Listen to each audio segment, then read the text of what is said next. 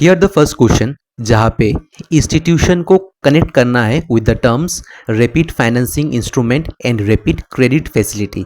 ठीक है, तो the terms financing and the credit ये दोनों किसके साथ रिलेट होता है? With the money supply. ठीक है, और अगर हम ऑप्शन बी को देखेंगे इंटरनेशनल मॉनेटरी फंड, वो क्या करता है? वो दूसरे देशों को पैसा सप्लाई करता है, एज ए लोन देता है। So as a result financing and credit connection में बैठ जाता है with International Monetary Fund. As a result अपन ऑप्शन बी को as a correct answer tick कर सकते हैं।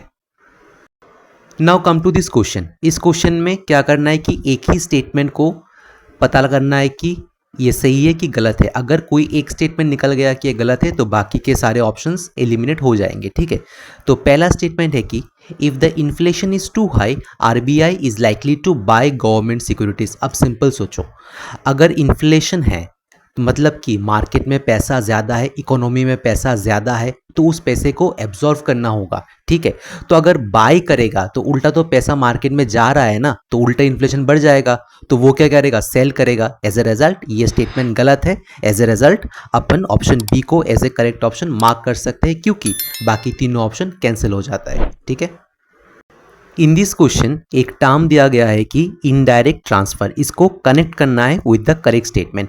मैंने पहले भी अपने वीडियोस में बताया है कि ऐसे क्वेश्चन में आपको कनेक्शन ढूंढना है। तो अगर आप ऑप्शन डी को देखेंगे, इसमें लिखा है कि a foreign company transfer shares, तो ट्रांसफर यहाँ पे लिखा है, एज ए रिजल्ट यहाँ पे कनेक्शन बैठ जाता है, और simply without knowing the static information हम ऑप्शन डी को एज करेक्ट आंसर टिक कर सकते हैं। In this particular question, we need to find which are the following activities that constitute the real sector in the economy। तो simple चीज करना है कि decoding.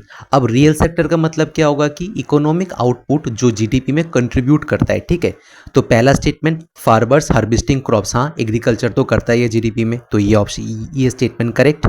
Second one, textile mills converting raw cotton into fabrics. अब cotton से fabric बनेगा तब जाके कपड़ा बनेगा, तो ऑब्वियसली वो जीडीपी में कंट्रीब्यूट करेगा। बाकी बैंक एंड कॉर्पोरेट बॉडी वो डायरेक्टली जीडीपी में कोई कंट्रीब्यूट नहीं करता है। As a result first and the second statement are correct. As a result option A is the correct answer. Simple.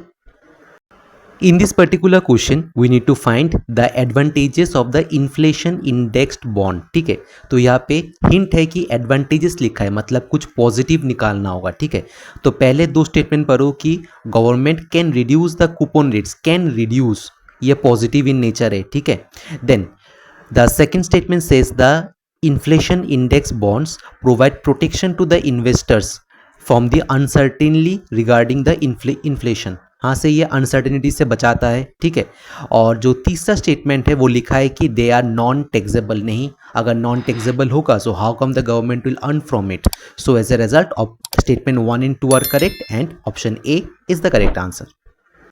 This particular polity question is very easy, क्योंकि अगर आप पहला स्टेटमेंट देखोगे कि लिखा है कि the constitution of India classifies ministers into 4 ranks. नहीं, 3 रैंक होता है, तो ये स्टेटमेंट गलत। दूसरा है कि the total number of ministers including the prime minister shall not exceed 15% of the total number of members of Lok Sabha, हाँ by 91st amendment. So option 2 is correct. In this particular question पहला statement पढ़ो कि bill amending the constitution requires prior recommendation of the president. नहीं, ये तो extremely गलत है, और ये वाला स्टेटमेंट गलत है। तो बाकी ऑप्शन में देखो, स्टेटमेंट 1 जो है उसको कैंसिल करने के बाद option B is the correct answer. So देखा कि एक स्टेटमेंट को गलत प्रूफ करने से कितने सिंपल तरीके से और शॉर्ट में आंसर आ जाता है। Again a simple polity question पूछा है कि which powers are exclusive to Lok Sabha. Exclusive का मतलब क्या होता है कि सिर्फ लोकसभा के पास ही है। पहला स्टेटमेंट है कि to ratify the declaration of emergency. नहीं, ये दोनों हाउस के पास होता है। To pass a motion of confidence against the council of ministers, ये सिर्फ और सिर्फ नो कॉन्फिडेंस मोशन लोकसभा के पास ही होता है, उसी हाउस में ये पास हो सकता है। And to impeach the president of India, ये दोनों हाउस के पास है। As a result option 2 is the correct answer.